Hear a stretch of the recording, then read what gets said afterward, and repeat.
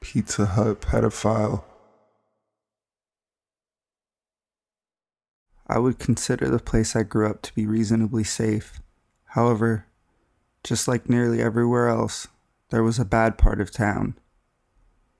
I was by no means horribly poor, but I had 7 siblings, and as we grew into our teenage years, we were old enough to go out and do things, but sending us all to the mall or to see a movie just didn't quite fit the budget.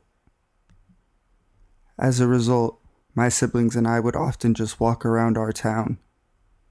It was rather old and everything in it seemed so fragile and beautiful, and it fascinated me so much when I was younger that I always begged my brothers and sisters to take walks with me.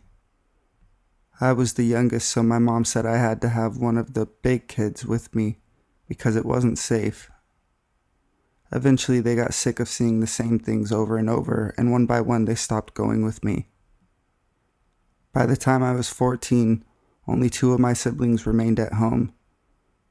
Only having to support 3 kids took a load off the budget, so my 2 siblings refused to walk with me more often in favor of doing things that cost money. I begged my parents to let me walk by myself, claiming that I was old enough and that I wouldn't go too far, etc. They allowed me, so long as I stayed within a certain radius of our neighborhood. However, at 14 I was sure I was all grown up and decided to go further than my parents allowed. Though I didn't get tired of the same route I always took when I went on walks, I thought it would be fun to change things up. Of course, since this is a let's not meet, that was a mistake. I wandered around for a while admiring my little town. As this was in the early 2000s, it was less common for kids to have phones, and I didn't. I was a little out of my sorts, having not been to that side of town much, but I had passed through it on my way to friends' houses and such. I wanted to leave myself enough time to get back home before dark, so I decided to stop by a Pizza Hut that I had been to once or twice to see if someone had the time. As I walked towards the restaurant, I got a sort of prickly feeling, and that's when I started to realize I was on the wrong side of the tracks. I wasn't too concerned though. Our town was pretty clean cut, and even the bad side of town wasn't that bad. I popped into the Pizza Hut and the lady behind the counter happily told me the time. It was a quick exchange and I was out in seconds. It was late enough that I knew I'd better head home, but early enough that I could dawdle and still be home easily before dark. So I left the pizza shop, hearing the bell on the door jingle as it fell shut behind me, only to hear it jingle again as the door reopened. I was standing on the sidewalk waiting for a break in traffic so I could cross when the person who had left behind me stepped up to my side. I thought nothing of it, figuring he just needed to cross as well. I glanced over at him, giving him a smile, just trying to be friendly.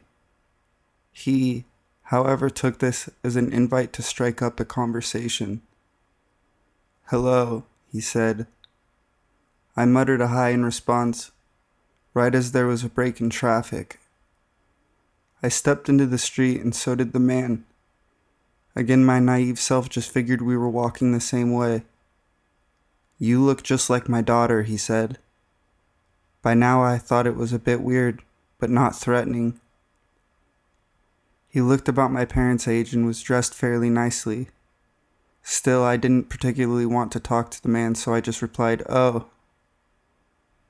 He smiled and said something along the lines of, "You're very tall and pretty, just like her." I nodded in response and just stared ahead as he was starting to give me the creeps. Then he said something that sent me over the edge. "You also have beautiful long hair just like her." And with that, he reached out a large hand and sort of petted my hair. That's when I realized this guy was bad news. I sped up a bit, but he quickened his pace to match mine. Once again, I didn't respond. He kept making comments about my hair, and then about my face, then about my body. They got more and more creepy each time. I finally got to an area that looked more familiar and knew I was only about 15 minutes from home. However, the man was still right next to me, and his comments had gone from innocent ones about my similarities to his daughter to creepier ones, like how my body had a nice shape. By now I was totally panicking, but I thought that if I ran he would grab me. I was just down the road from my home, my plan being to scream and run for the door last minute when he made the creepiest comment of all, which I can still hear word for word in his voice, as though it's drilled into my head. I bet a sweet girl like you has a tasty treat hiding in those panties of hers.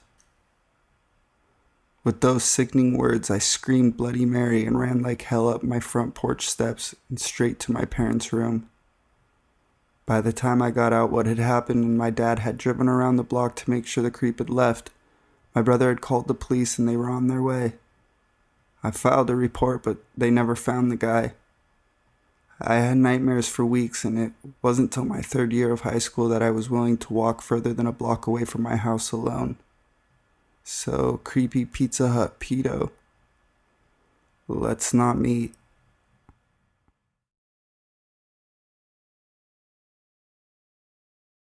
Grateful for my guard cat. I live downtown in a college town. The area I live isn't exactly perfect, but is right across from a junior high school, so I thought my neighborhood was safe enough. After my experience 2 nights ago, I don't think so. I work late, till 3 or 4 in the morning, but this night I hadn't. Around an hour before I would be getting home from work, around 2:30 a.m., one of my cats starts going ballistic. This woke me up. I have 2 cats. One of them has cerebellar hypoplasia and is disabled and can't walk well. The other cat was the one bouncing by the door. She was shrieking. At first, I didn't go near the front door. I wasn't expecting anyone. But then when my disabled cat started joining in on the kitty chorus and went to the door, I knew that something wasn't right. Then I hear a light tapping. Not quite a knock, but loud enough that if someone was home they would notice. A few moments later I hear someone jiggling the doorknob and putting something in my lock. I immediately ran to the bathroom and turned on the lights. As soon as I did so, a car horn starts blaring. The person who was at the door, presumably picking my lock, ran into the car. I was able to get a slight look at it, but not enough to do any good.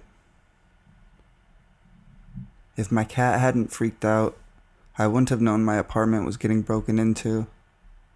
She got lots of cuddles and treats. People trying to break into my apartment? Let's never actually meet face to face.